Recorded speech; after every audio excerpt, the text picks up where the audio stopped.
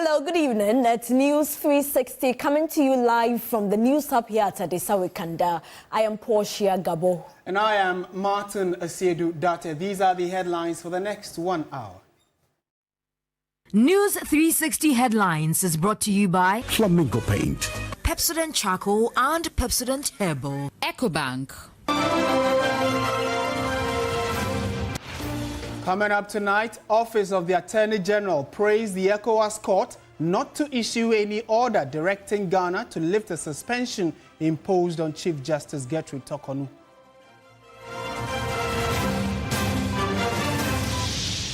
Interior Minister directs Inspector General of Police to take action against perpetrators of last Friday's electoral violence in Ablekuma North.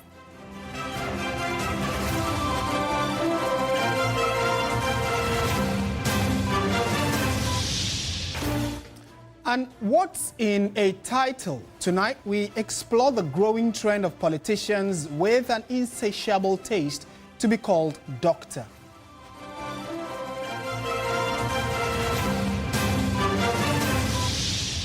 In business news, downstream petroleum watchers warn fuel prices could soar beyond 14 cities as new energy levy takes effect on July 16.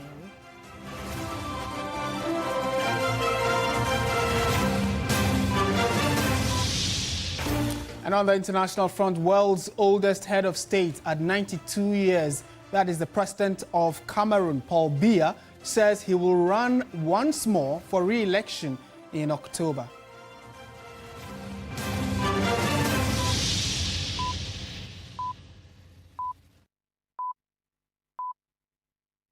We have details of all these stories coming up in the next 1 hour.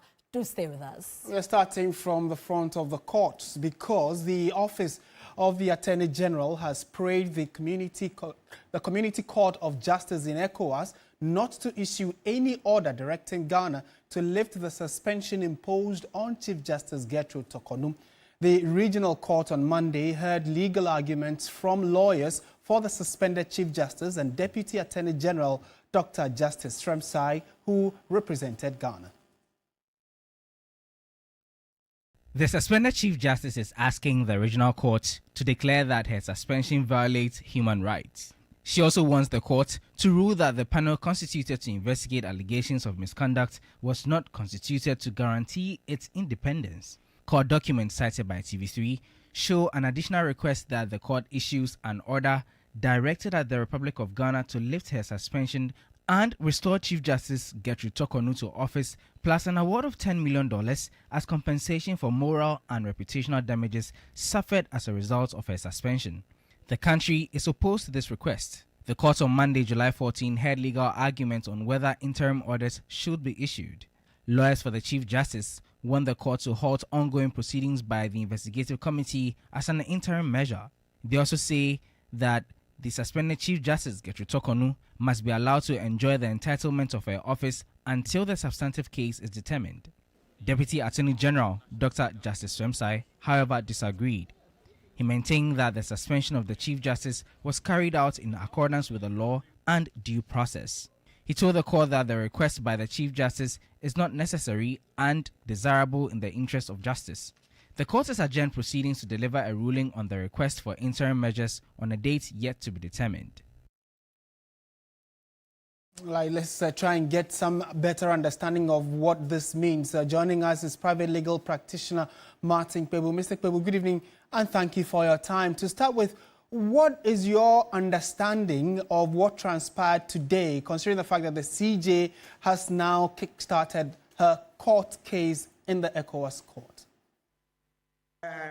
I didn't see this coming. Chief Justice Torkornoo has taken all of us by surprise. I didn't see this coming. On the matter of the request for compensation, the 10 million, remember that that's a request. It's not as if the court is bound to grant all of it. And even before the court would grant it, the court would first have to make a determination that she has a case. So, and it's quite a tall order. There is no court case that is generally easy. Sometimes, look, you can see a case that it looks very easy, but you go and make one small slip and then the case is thrown out of the, court. So we'll take it one day at a time.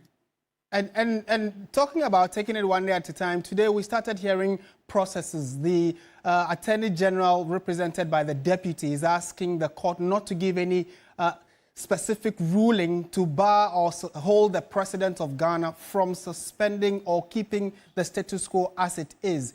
How does that feed into what the Chief Justice is seeking? Today, the key thing the court is looking at is that, A, this suspension, is it going to create so much harm, so much trouble, so much, damage to Chief Justice Tokono, such that rather it is safer, let's play it safe, by returning her to the office than to say she should stay out of the office and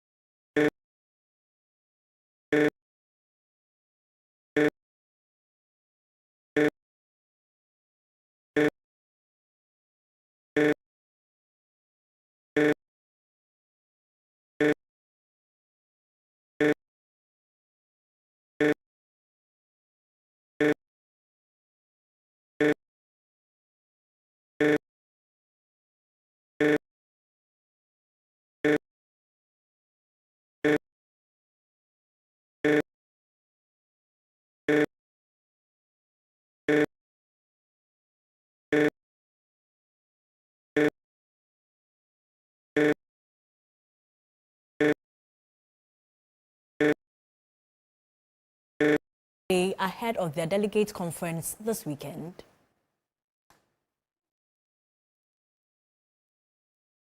I think all boils down to apology, because that's my party, and I'll keep being MPP. And so we all make mistakes. If your party says you shouldn't run, and I feel that the grassroots like me. But whatever it is, I think the matter is resolved, apology given, and we move on. Yes, we are moving on to see what God has in stock for us. Yes. All that I can say is we've apologized to the party, to NEC, and so we move on. Yeah. And at the end of the day, we see. We will move on and see. Yes. Meanwhile, chairman of the NPP's planning committee for the upcoming conference, Joseph Osei-Wusu, says Ekua Efriye's apology has been accepted by the party. We discussed the last by-elections and the conflicting signals. How come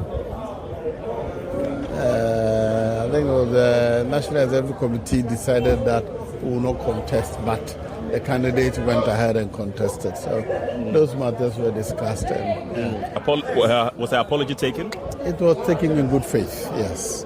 It was taken in good faith. It was just to ensure that we respect the structures of the party in future. Well, the party did not change its position on not contesting. So it doesn't matter how much. For me, this was no election. What was the turnout? What was the turnout? The circumstances showed clearly that we ought not to have contested. It was not worth it. But her decision was to contest. It's over. She has accepted she took a wrong step. She has apologized. I think she should let it. Also, a lot is happening within the camp of the New Patriotic Party ahead of this weekend's delegates conference, and your election command center will keep you posted about all the pull and push factors happening in the camp of the party. As we do get them, you will also hear them. Away from that, though, the Interior Minister has directed the Inspector General of Police to decisively take action against perpetrators of last week's electoral violence in the Ablekuma North constituency. In a strongly worded condemnation of the acts of violence recorded last week, Muntaka Mubarak says no one found culpable will go unpunished irrespective of political affiliation. The acts of violence recorded last week had former Fisheries Minister Hawa Kumsun and Deputy National Organizer of the NPP, Chris Lloyd Nikwe, affected. Chaos erupted on Friday, July 11, when a group of unidentified, heavily built men stormed the St. Peter's polling station center during the rerun. In 19 polling stations, disrupting the process and forcing a temporary halt to voting. Among those assaulted was former Fisheries Minister Mavis Hawa Kumsun. Security restored calm after the incident that was widely circulated on social media for voting to resume. Addressing the media as part of government accountability series at the Jubilee House, the police administration has been given the marching orders. All of us need to be mindful about the activities of vigilantism. And I can assure you that not my party, not any group will we sit and allow to see the resurgence of vigilantism. I have spoken to the IGP family on all the happenings of Ablekuma North. The videos have been forwarded to him. We've instructed him to act swiftly, bring the perpetrators to book. We are not going to condone whether people within our party or outside our party. The minister stressed that government will not let the perpetrators go unpunished. Assurance is that we are not going to allow this to go unpunished. Unless they flee the country. So long as they are around, they should be rest assured. The law will have to take its course, because we cannot allow this to happen in our country. And you can be rest assured that, and I trust in the professionalism of the IGP and his team. Political actors from the two main parties, the NDC and MPP, have registered their readiness to perpetuate vengeance against each other in the impending Akwitia by-election. The minister said Ablekuma North is a dress rehearsal for all other elections, as security will take no chances. This gives our security agencies the opportunity to even plan better towards Akwitia. All I can assure the people of Akwitia is that we will use Ablekuma North as a case study to review our operational, how we operate in Akwitia, to make sure that the citizens are free to cast their vote and express their will without fear or favor. Meanwhile, the minister has condemned last weekend's Boku clashes, urging for calm. In more news tonight, vehicular movement at the Paga border in the Katsina-Nankana West District today came to a complete halt as angry drivers, majority of them who are Burkinabes, protested police harassment and the rising insecurity on the northern highways. The peaceful protest stranded cargo trucks traveling between Ghana and Burkina Faso, creating a major gridlock. Our Upper East Regional Correspondent Castro Sanyala was at the Paga border and has filed this report. Businesses came to a grinding halt at the Paga inland port as over 100 vehicles heading to neighboring Burkina Faso and those entering Ghana were grounded during a dramatic peaceful protest by drivers.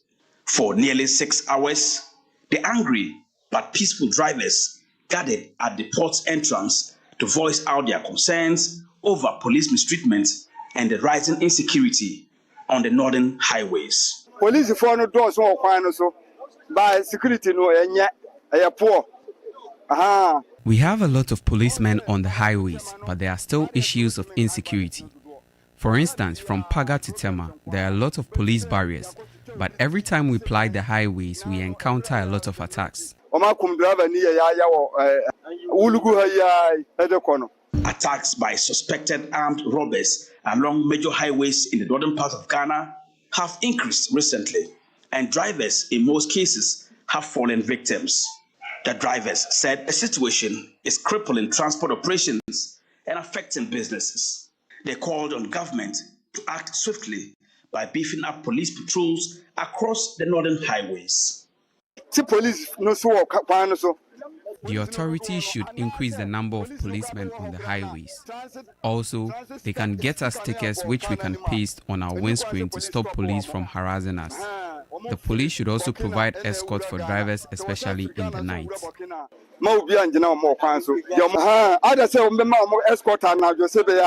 The protest was eventually diffused by a swift response from border security agencies, including the Customs Service, Police, Immigration Service, and the National Security, who promised to escalate the drivers' concerns to higher authorities. For TV3 News, Castro Sayela, Pagaboda. Emergencies, maternal deliveries, accidents, respiratory diseases, mental health crises, and nighttime injuries are realities of daily life that require timely interventions around the clock. However, some of these needs are not being met in due time, hence the need to align Ghana's health system with the national 24-hour economy mandate to make healthcare delivery more accessible, continuous, and equitable. There's more that captures all of this in this report. While selected hospitals provide round-the-clock services, many health facilities, particularly CHIPS compounds and health centers, still operate within standard working hours, with limited capacity for nighttime response. This has created disparities in access, delays in care, and sometimes tragic outcomes for many Ghanaians. For this reason, the Ghana Health Service plans to align its services to the government's 24-hour economy agenda while improving upon service delivery at the various health facilities across the country. According to health authorities, aligning the Ghana Health Service operations with the 24-hour economic policy goes beyond simply extending working hours. There's going to be a rethinking of workforce deployment models, including shift systems and night duty protocols, strengthening infrastructure, enhancing supervision, and ensuring the financial sustainability through a deliberate, phased, and technically sound approach. This transformation will certainly not happen overnight. It requires a deliberate, phased, and technically sound approach, starting with policy review, stakeholder engagement, pilot implementation, and eventually scale up. Director General of the Ghana Health Service, Professor Kaba Akoriye, during the inauguration of the committee, expected to provide leadership, direction, and oversight for this reform process, noted the significance of the reforms. We are reminded daily that illness does not wait until morning. Childbirth does not wait nor pause for the office hours. And emergencies do not operate by calendar. Our system must evolve to meet this reality, not just in isolated facilities or during crisis response, but as a national standard of care. The committee will also ensure implementation remains grounded in reality, aligned with national goals, and anchored in quality and equity. So if you've ever had difficulty accessing 24-hour health care at any of the lower healthcare facilities across the country, be rest assured that in the coming weeks, it will be a thing of the past. Sarah Apenkru, TV3 News, Accra. Persons with a compromised immune system and at risk of contracting the Mpox disease have been identified to be the first to receive the Mpox vaccines when they arrive in the country. Director of Public Health at the Ghana Health Service, Dr. Franklin Asiedu-Dartey, says processes are far advanced to get the vaccines following a scheduled meeting between the WHO and the Health Service this week. As of July 10, Ghana has recorded 170 cases of Mpox in over 50 districts of 12 regions in the country. The cases, according to health authorities, have been centered mainly in Western North, Western and Greater Accra regions. The rate of increase in cases is reported to be down, while cases remain mild with no admissions. So far, 1,200 suspected cases have been recorded. Out of about 1,700 contacts traced from the confirmed cases, only 6 became cases. What is good for us is that the rate of increase is down now. We are not getting any very ill cases, let alone people to be admitted. So our approach has been to be able to improve on our surveillance and make sure that we get the cases as early as possible. And we have gotten about 1,700 contacts, which we have been following. The risk persists across the country. Though maybe you may not get the intensity in a place like Accra. If you go to a place like Western region around Takwa, there's a lot of work being done because that's where the concentration of the cases are. So, but I want us to see it as a national outbreak. It is a popular delicacy among Ghanaians, but its processing leaves much to be desired. Some fish processors continue to dry anchovies, popularly referred to as Ketaschool boys, on the bare grounds, raising concerns about hygiene and food safety. There is more in this report. I was my dad. At midday at Tema New Town, a fish processor has come in with the consignment of fresh anchovies to be prepared.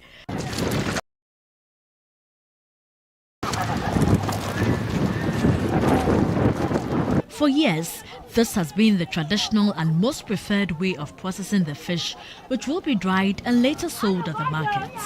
For the fish processor, the anchovies must have a specific texture. They must be brittle, dry, and not discolored, hence the decision to dry them under sunlight to achieve this texture. For pipe,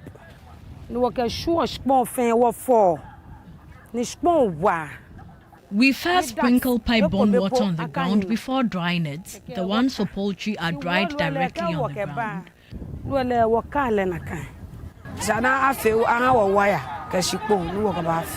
We need racks to dry the anchovies. One costs 600 cedis.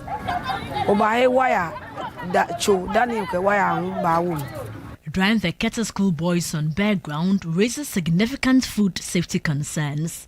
The practice exposes the fish to potential contamination from various sources, including reptiles, rodents, and insects.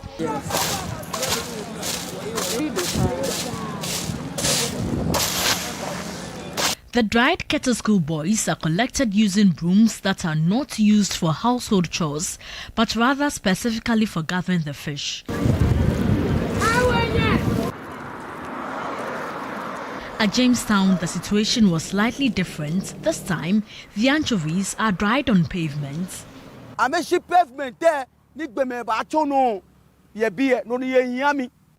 vacate the pavement, else I'll stop them from drying the anchovies here.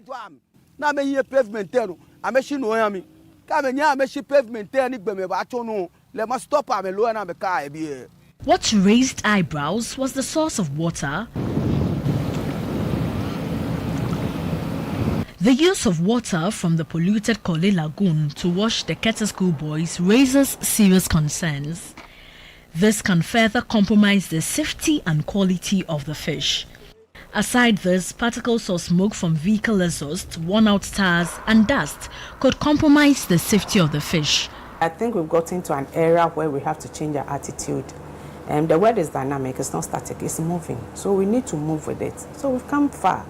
So you don't have to put fish on the floor. No. So I think they have to change their attitude and do the right thing. But we will continue to encourage them. I think we are getting somewhere. Now at least we have people who are certified and you can confidently buy from them and you know you are buying a safe fish. Certainly, the fish processors need to be educated on best practices. Alternatives to drying on bare ground, such as using elevated racks or clean surfaces, will minimize contamination risks and provide a healthier product to consumers.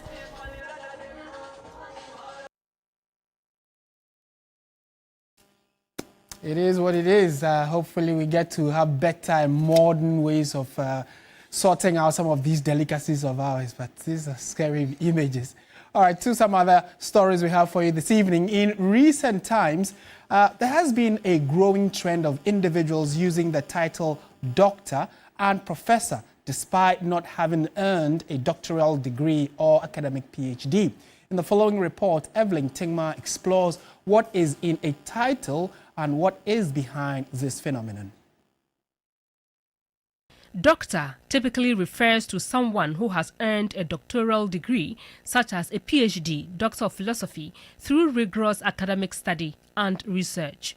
Honorary doctorates, on the other hand, are symbolic recognitions that do not confer academic qualifications. Professor usually is an academic title given to a scholar who has achieved a high level of expertise and recognition in their field, often through extensive scholarly contributions and peer recognition. Honorary professorships are not equivalent to earned professorships. The use of honorary doctorate degrees by especially politicians in recent times has become very alarming and has caught the eye of regulators. The title doctor conveys expertise, intelligence, and authority, which can be appealing to those seeking to enhance their professional or social standing. In some instances, having a doctor prefix can open doors, command respect, and potentially lead to increased business or career opportunities. Social media platforms also often amplify the use of titles. These could be reasons some individuals may feel pressured to present themselves in a more impressive light. But the Ghana Tertiary Education Commission, GTEC, will not take any of that. The Commission has been cracking down on some individuals whom it claims use their titles without proper credentials, describing it as misleading, unethical, and violates the Education Regulatory Bodies Act 2020. Some of them, when we question them, then they say, oh, okay, me, I'm now an honorary professor. We have done our work, and we know that you have not earned the title. So they have not come. We may write to somebody maybe in an error.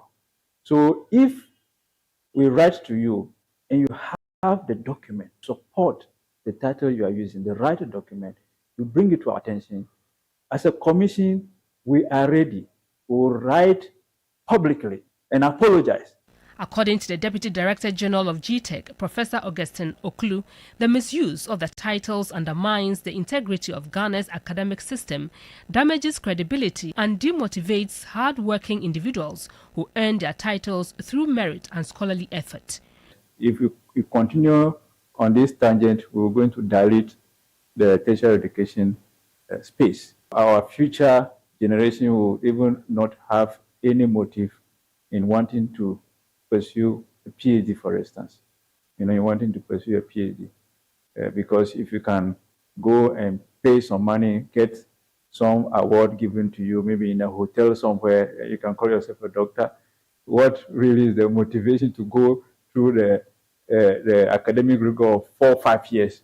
One of the accused, former board chairman of the audit service, Edward Dua Ajiman, has fired back at GTEC, expressing dissatisfaction with GTEC's actions. According to him, it is an attempt to tarnish his reputation, adding he has instructed his lawyers to take necessary steps to vindicate his rights. But GTEC insists Edward Ajiman Dua should provide evidence of his appointment or promotion to the rank of professor from a recognized institution. We've responded to his publication, and unfortunately, there are some inconsistencies in the publication. For instance, he indicated that he finished his master's in 2009, and then at the same time, he indicated he was lecturing in 2004. But you only lecture with a higher degree. You don't want to have a country full of fake certificates, fake titles. A medical doctor by profession, Dr. Nyaho Tamaklu, insists persons with honorary doctoral honors should not write them as part of their names. One good example is my own uncle, Dr. Raphael Sylvanus Amegashi, who established the School of Business and Administration at Legon. I remember I personally asked him this question years ago, why he has not been attaching the doctorate to his degree. And says that was an award given to him by a university.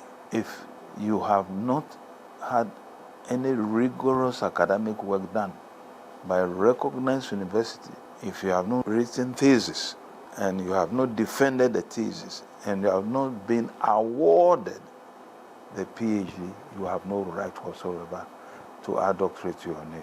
He wants such persons to be taken on legally. While the allure of using doctor or professor may be tempting, it is essential to consider the potential consequences and the value of earning titles through merit and hard work. Authenticity and credibility are essential in both personal and professional settings. Evelyn Tingma, TV3 News, Accra. Oh, which of the titles do you want? Dr. Martin. Earn it. You're watching News 360 live from the news up here at Adesa Wekanda. We have business news coming up shortly. Do stay with us.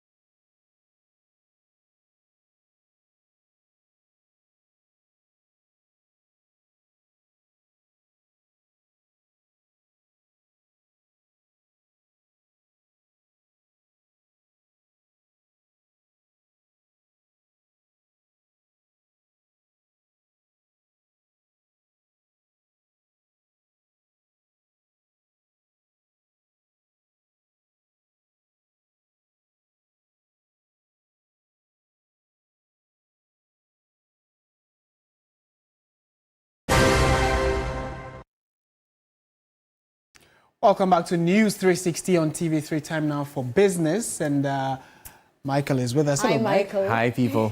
What's going on? Well, basically, you know, the energy sector recovery levy is coming up soon. There are concerns that it would cause fuel prices to go up significantly. Okay, let's see. Even beyond 14 cedis. That's quite worrying for diesel. Hey. You drive a diesel. Okay, let's see the details. To the details now. Hello there, good evening. Welcome to the business segment here on News 360. I am Michael Ubudu. Now, the Center for Environmental Management and Sustainable Energy, CEMSE, has warned that fuel prices, particularly for diesel, are likely to surge beyond 14 Ghana cedis per litre when the new energy sector shortfall and debt repayment levy takes effect on July 16. This date also marks the beginning of the second pricing window for petroleum products in Ghana. This development comes as Ghana grapples with an estimated energy sector shortfall projected to reach $2.2 billion by December 2025, according to the International Monetary Fund, IMF. Executive Director of CEMSE, Benjamin Nsia, is of the view the 1 cedi levy will lead to price increase at the local pumps in the upcoming pricing window.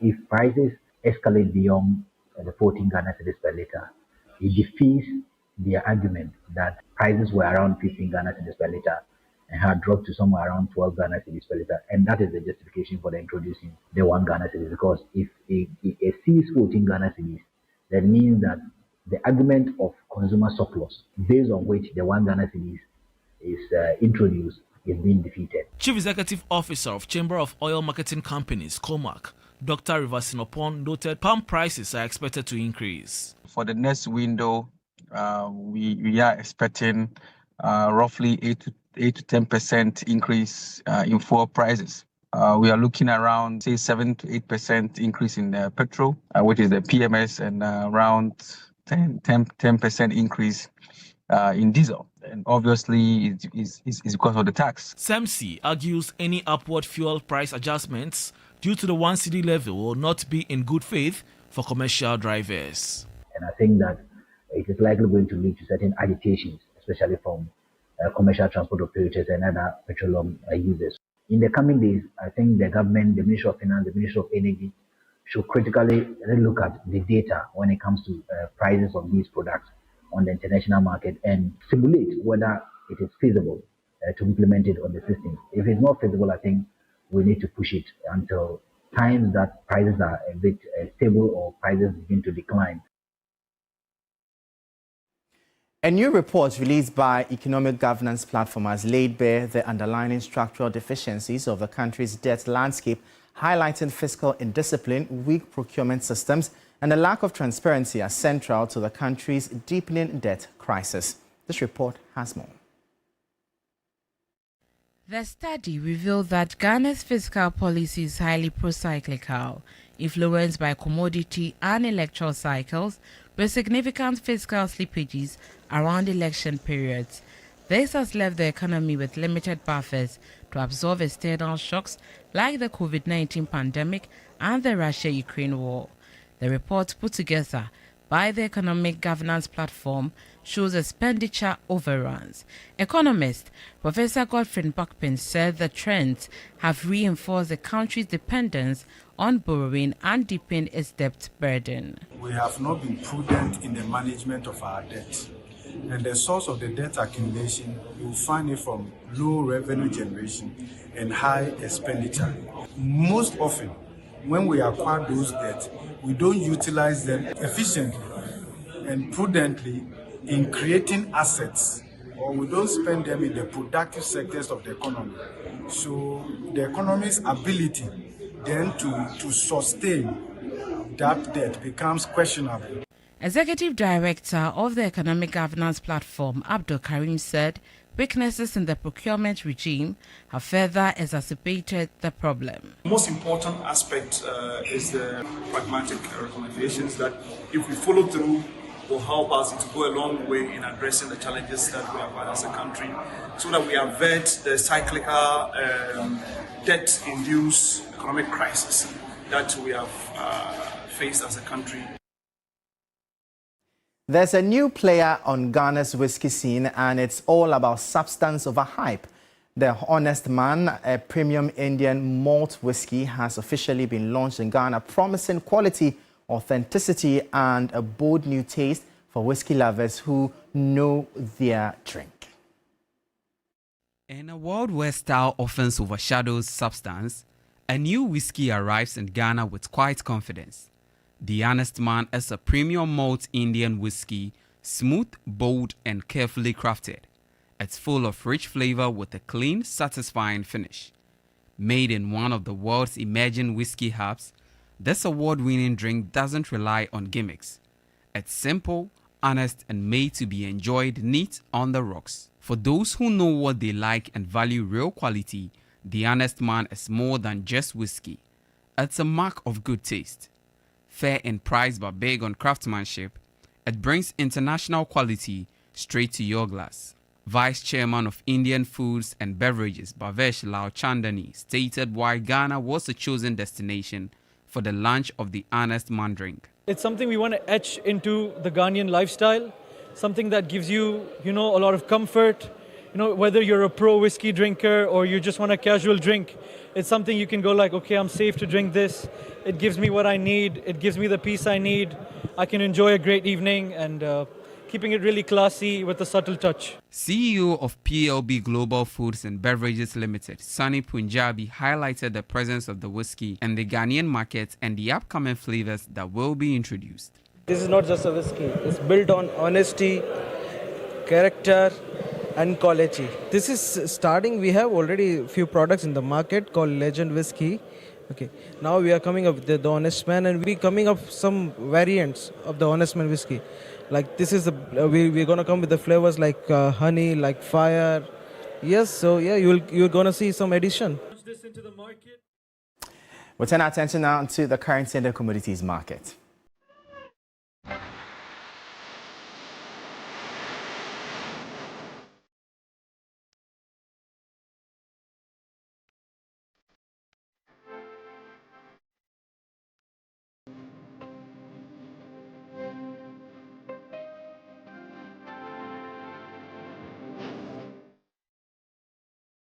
And that'll be all for the business segment here on News 360. I am Michael Obodu. Up next, the sports.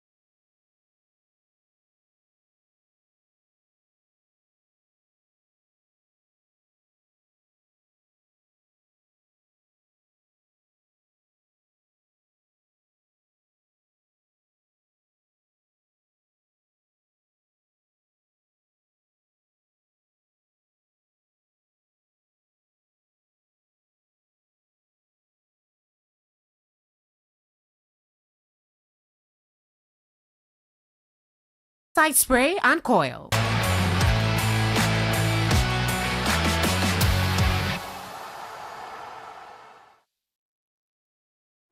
Hello, good evening and welcome to the sports segment here on News 360 with me, Oreku Hampofo. We do start off straight from Morocco, where the Black Queens have just about surrounded a lead against Tanzania in their final group game. So as things stand, the Black Queens would be eliminated from the 2024 Africa Cup of Nations. However, there's still a lot of work left to be done as we are currently approaching the end of the first half in that one. We head straight to Berkane, where our reporter Akosia J is stationed. Akosia, another first half of disappointment for the Queens, but have you seen enough that they can turn it around in the second half? Listen, we've seen enough from the team. The same way they played in the first game, in the second game, they are able to create all the chances, but their the final touches on the ball have been the problem. That's the same thing that happened the last time you and I watched their game here in Berkane, and that's exactly what is happening again. Priscilla Adubia has had some chances she could have finished off and maybe taking the game to at least 2-0 or even 3-0, but still the problem still is counting them dead.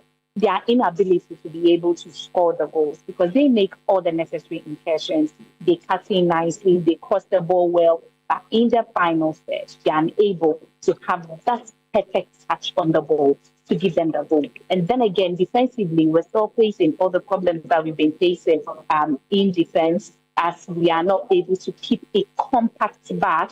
And so we've been making some errors here and there that has also resulted in the team surrounding the 1-0 lead. I mean, as it stands now, as we said, the Black Queens, as it stands now, have been eliminated from the young group tournament. But then there's still 45 minutes to play. Hopefully, if they are able to regain the lead back, what it means is that Mali are already down 2-0. If that result also stands still, it means South Africa qualifies to the next stage of the competition. And if we're able to also win, it would mean that Ghana and Mali, either of us could finish second or third. So when you finish third, as one of the third best teams, you will be facing Morocco in Rabat. And when you finish second, you have a team that is probably of equal competition as you. And so for now, as things stand now, the Black Queens have done 1-1 with Tanzania, and it keeps them on 2 points in the group with no goal or on the second quarter, which is very, very difficult for them here. But possibly in the next 45 minutes, the changes that the coach have made in the game will be able to make some significant improvement in the team, and they should be able to win the game. Well, thank you very much, Akosia J, for joining us all the way from Berkane. She would also be with us in just over an hour's time when we come your way with Sports Station Live here on TV3. By then, the final result would be ready and we'll know what the fate of the Black Queens would be and the remainder of the Africa Cup of Nations. However, before we go, just some transfer stories because Croatia captain Luka Modric, who left Real Madrid after 13 years at the La Liga club, has completed his move to AC Milan on a one-year deal with an option to extend until June 2027, the Serie A side said on Monday. The midfielder's arrival was confirmed by newly appointed Milan coach Massimiliano Allegri earlier this month. Milan said Modric will wear the number 14 set, which he previously wore during his 4 years at English side Tottenham Hotspur to honor Dutch great Johan Cruyff. You can get updates of the Black Queens versus Tanzania game on our social media handles at 3sports. My name is Oreku Hampofo, and up next on the bulletin is entertainment.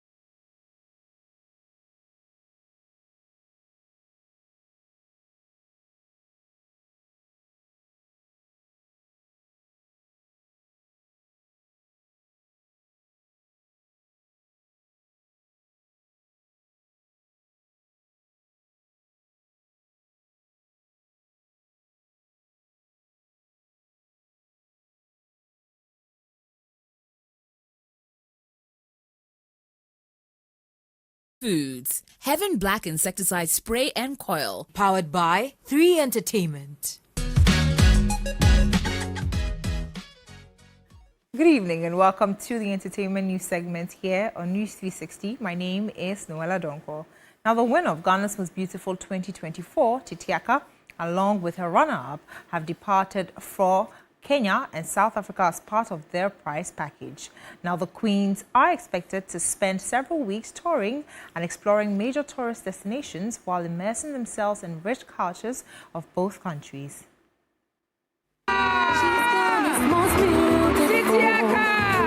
On October 6, 2024, Titiaka emerged victorious in TV3's flagship reality show, Ghana's Most Beautiful, rising above tough competition to claim the coveted crown. Alongside the title, the gracious queen received a cash prize of 15,000 Ghana cedis and a brand new vehicle. As part of her prize package, she was also awarded an all-expenses paid international trip. Ghana's most beautiful. Hey, the time has come, Ghana, to show the world our. On Sunday, July 13, Queen Titiaka, together with her runner-ups, received their travel passes for a memorable international experience courtesy Global Wings Travel and Tours. Efumua, representing the communications team at Global Wings Travel and Tours, spoke about the company's partnership with TV3 and their shared vision for the Queen's experience. We decided this year to go to South Africa and Kenya. We handpicked these countries because these countries represent the African heritage, culture, and tradition. She expressed excitement about the collaboration and the opportunity to offer the Queens a fun-filled and culturally enriching journey. Global Wings, we believe in supporting programs or platforms that promote the Ghanaian culture and tourism in Ghana. And since GMB encourage Ghanaian women to proudly talk about where they are from, their culture and everything, we believe that it aligns with our mission to allow us to help project Ghanaian culture and tourism. Together, the Queens and their sponsors look forward to a week of unforgettable moments, exploration and celebration across borders. Our Wings Travel and Tour, and we are getting ready for our fun-filled trip to Kenya and South Africa. We are expecting nothing but the best. We are ready and excited to have fun, to learn from the other countries, experience new cultures and food, a whole lot.